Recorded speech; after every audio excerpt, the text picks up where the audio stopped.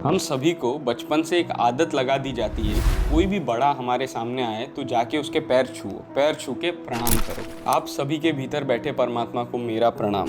मेरा ऐसा ये मानना है कि हर किसी के पैर छू के चरण स्पर्श करके हमको प्रणाम नहीं करना चाहिए। तो सबसे पहले मेरी दृष्टिकोण से आप सबको बताता हूँ कि प्रणाम करने का साइंटिफिक रीजन है क्या। मैं आपसे पूछता हूँ कि प्रणाम क्यों करना चाहिए, तो हम सबका जनरल आंसर यही रहेगा कि हमको हमारे बड़े ने सिखाया कि कोई भी बड़ा आए पैर छुओ प्रणाम करो, किसी को सम्मान देना हो तो पैर छुओ प्रणाम करो। बड़े ने सिखाया, ऑटोमेटिक हम डिफॉल्ट में ले लिए और जाके यही प्रैक्टिस करते हैं। लेकिन कुछ ही ऐसे लोग होते हैं जो इसके पीछे का लॉजिक समझते हैं कि क्यों प्रणाम चरण स्पर्श करके ही करना चाहिए। आप डीप में जाएंगे तो साइंटिफिक रीजन ये होता है कि किसी को भी हम पैर छू के प्रणाम करते हैं तो जो अंगूठे वाला पार्ट होता है पैर का और जो फिंगर्स होती है वहां से कुछ एनर्जी ट्रांसमिट होती है बॉडी की। आप जब वो टच करते हो तो उसकी एनर्जीज का कुछ हिस्सा आपके अंदर ट्रांसफर होता है। तो वो एक लॉजिक है प्रणाम के पीछे का। आप किसी योगी या संत के प्रणाम पैर टच करोगे ना तो आपको एक एनर्जी फील होगा जो आपके बॉडी में आया, आप ऑटोमेटिक रिचार्ज हो जाते हो उससे। ऐसे कई योगी,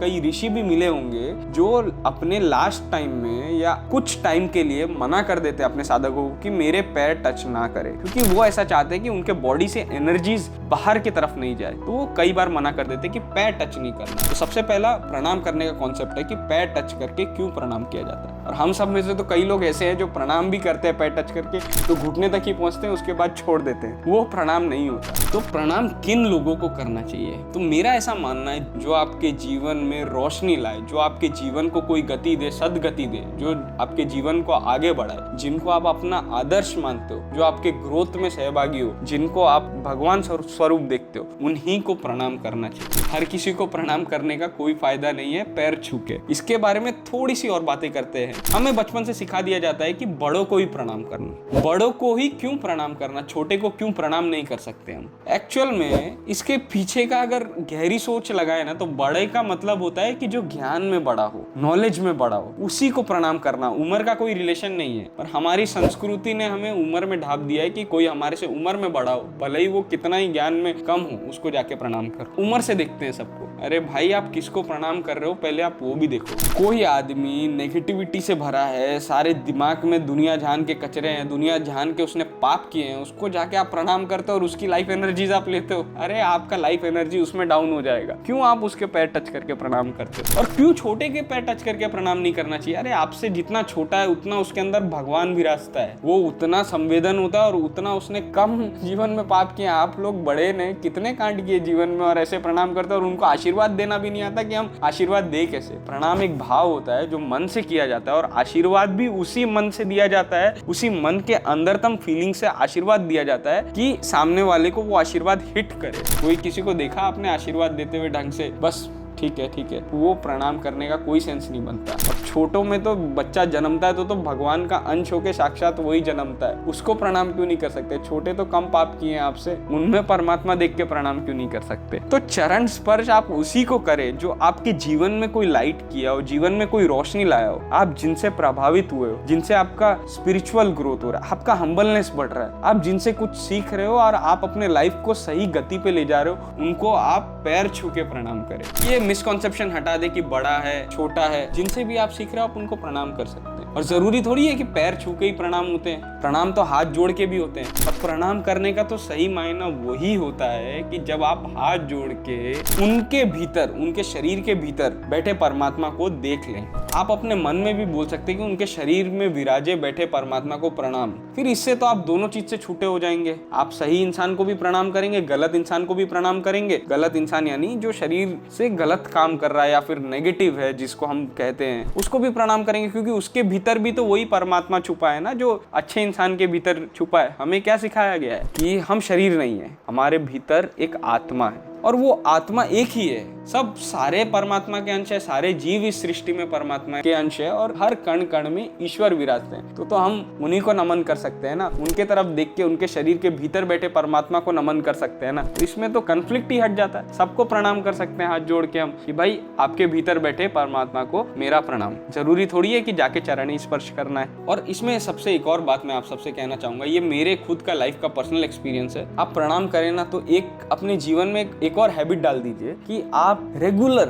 रोज खुद के शरीर को भी प्रणाम करें। खुद के शरीर को भी आप मिरर के सामने खड़े हो जाएं और मिरर के सामने खड़े होके आप अपने चरण स्पर्श करके प्रणाम करें कि मैं आपके भीतर बैठे परमात्मा को भी प्रणाम कर रहा हूँ। तो ये भी आपको आपसे डिटैच करेगा कि आपके भीतर भी कोई वो एनर्जी है जिसको आप प्रणाम कर रहे हो। तो ऐसा करोगे तो आप ज़्यादा संवेदन बनोगे और ज़्यादा वही काम करोगे, मतलब जिससे आपको ऊर्जा मिले। आप गलत काम के तरफ कम ही जाओगे। आप जब ये सोच आपके मन में डीप डाइव हो जाएगी ना कि आपके भीतर भी भगवान का एक अंश विराजता है, तो आप गलत काम करने से बचोगे, आप सद्मार्ग के तरफ जाओगे, आपका जीवन और अच्छा हो जाएगा, आप अपने जीवन में और ग्रोथ करने लगोगे, आप आपके लाइफ के पर्सपेक्टिव को और अच्छे से देखोगे कि मैं जो भी काम करूं दी बेस्ट करूं, क्योंकि मेरे अंदर खुद एक भगवान विराजते हैं। आप खुश रहोगे, सीधा सीधा बात है, आप आनंदित रहोगे। तो प्रणाम का ऐसा एक कॉन्सेप्ट जिससे आपको कोई राग और द्वेष नहीं हो, भले ही आपका शत्रु हो या मित्र हो या दुश्मन हो, कोई भी हो, आप बस झुक के उसको प्रणाम कर सकते हैं कि आपके भीतर बैठे परमात्मा को प्रणाम। और ये सृष्टि को देख सकते हैं। प्रणाम तो अंदर से भाव है,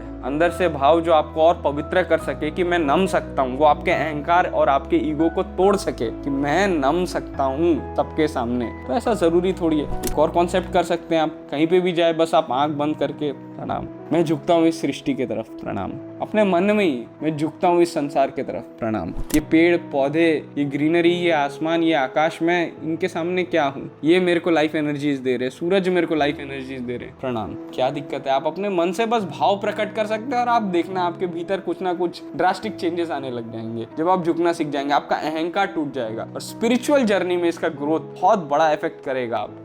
तो प्रणाम छोटा मोटा कॉन्सेप्ट नहीं है, प्रणाम बहुत बड़ा कॉन्सेप्ट है। हमारे जस्ट अपब्रिंगिंग के वजह से किसी को भी जाके पैर छूना, किसी के भी एनर्जीज लेना, वो ठीक नहीं है। वो क्यों किसी के भी सामने जाके पैर छूना, क्यों? अपने तो श्रद्धा से उसके भीतर बैठे परमात्मा को प्रणाम कर सकते हैं जो उसके शरीर के अंदर विराजते हैं। तो सबसे यही निवेदन है कि बस जीवन में कुछ बातों का ध्यान रखें आप, कि आप सिर्फ चरण उन्हीं लोग के स्पर्श करिए जो आपके जीवन में कुछ चेंजेस लाए, जिनको आप गुरु मानते हैं, जो आपको सदगति की तरफ ले जाते हैं। वो जो शरीर होता है ना, वो आपको जितनी एनर्जी ट्रांसमिट कर सकता है ना, वो आपको लाइफ ग्रोथ में हेल्प करेगा। दूसरा, आप कभी भी अहंकार का भाव नहीं लाए और सभी को हाथ जोड़ के नमन तो कर ही सकते हैं कि आपके भीतर बैठे परमात्मा को प्रणाम। इसमें हम उनके भीतर बैठे परमात्मा को प्रणाम कर रहे हैं। हमारे भारतवर्ष में क्यों कॉन्सेप्ट है कि जय श्री कृष्ण, राधे राधे, राम राम, हम ऐसा क्यों बोलते हैं? हम जय श्री कृष्ण इसीलिए बोलते हैं कि हम सामने वाले के भीतर कृष्ण को देख सकें कि उसके भीतर कृष्ण विराजमान है। हमें वो याद दिलाता है कि इसके भीतर भी वही कृष्ण है, इसके भीतर भी वही राधा है, इसके भीतर भी वही राम है। इसके लिए ये बोला जाता है जय श्री कृष्ण, जय श्री राम, राधे राधे। कारण तो यही है कि हम उसमें भी परमात्मा का अंश देख ले, यही कारण होता है। सिर्फ ऐसे नाम जप नहीं होता भगवान का, साथ में अटैचमेंट भी होता है। क्या चीज का? कि भाई उसके अंदर भी कृष्ण है, तो हम उसके बारे में गलत सोच ही नहीं सकेंगे। तो दूसरी बात, किसी के भी तरफ देखे ना तो यही भाव से देखें कि उसके भीतर भी एक परमात्मा विराजमान है। और तीसरा, जब बोला गया कि कण कण में और हर चीज में, समय में, सब चीज में वो एक ही विराजता है, वो एक परम तत्व ही विराजता है, वो ही परमात्मा विराजता है, तो सारे सृष्टि, सारे जग, सारे जीव जगत के प्रति भी कृतज्ञता भर के प्रणाम कर सकते हैं, ना कि अपने माइंड में कुछ और प्रणाम का कॉन्सेप्ट लेके आगे बढ़े। तो आप सबसे यही अनुरोध था। आज के लिए बस इतना ही। आप सभी के भीतर बैठे परमात्मा को मेरा प्रणाम।